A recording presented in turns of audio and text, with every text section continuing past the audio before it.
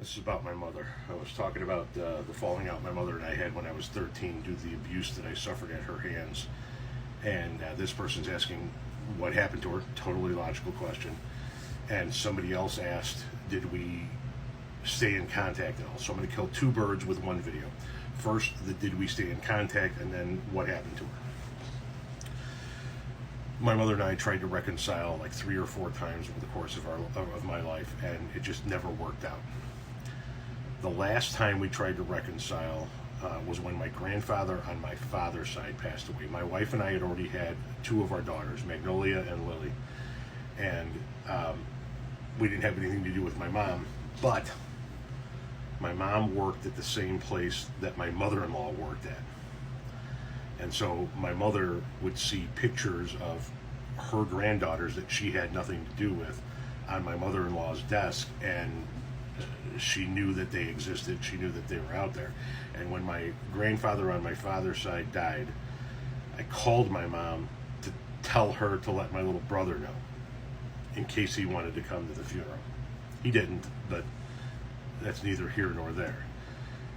During that phone call, she said, by the way, you think it would be possible for me to see my granddaughters? And so we tried one more time to reconcile. And so initially we would see or hear from my mom about every month and a half. And then my little brother, who didn't have any kids and who my mother liked way more than I did, had his first child. And then we started to see my mom every 2 to 3 months. And then Michael had his second child, and then we saw my mom every 3 to 5 months.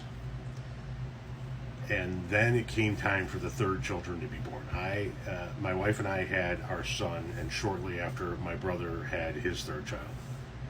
When my son was born, my mom made it out to the hospital the night of his birth for about an hour or 2, and then we didn't see her again for a whole other month.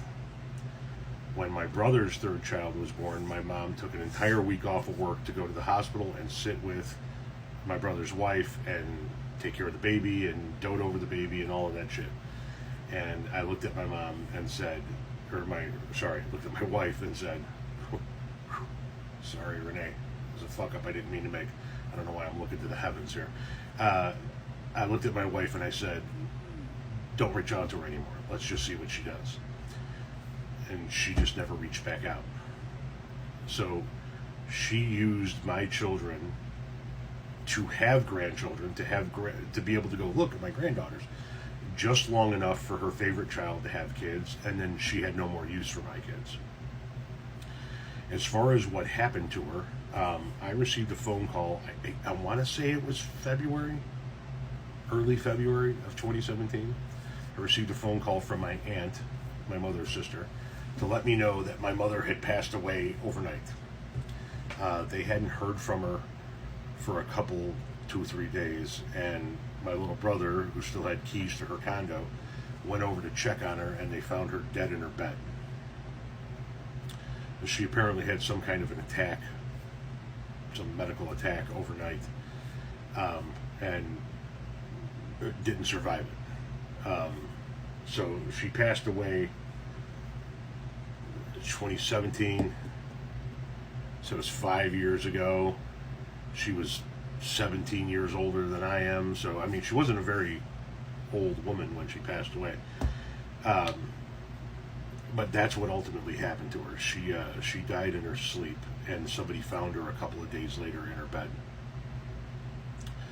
I wrote a post on the Book of Faces that ultimately served as my goodbye to my mother.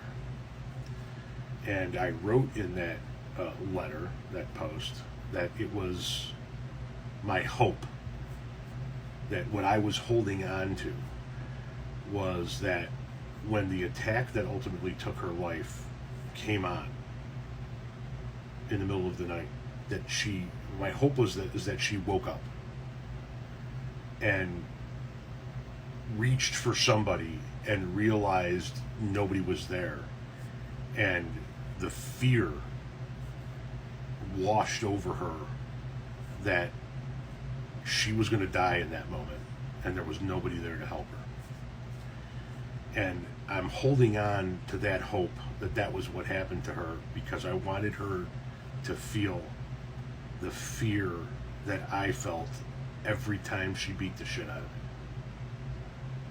I wanted her to wake up in the middle of the night looking for somebody to help her and realizing there was nobody to help her. There was nothing that could be done. And that in that moment, she experienced every ounce of fear that I ever experienced at her hands.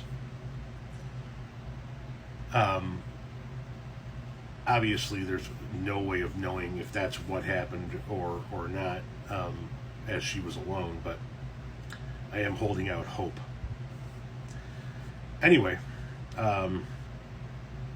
she's gone now, thankfully. The world is a better place now that she's not in it. And I don't ever have to worry about her trying to reach out to my kids again to use them for anything.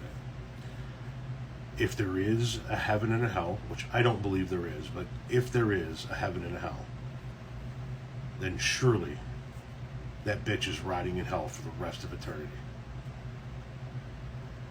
And if there is a heaven and a hell, and that's where she's at, then believe me, she earned every fucking second of agony and pain that she's got coming her way.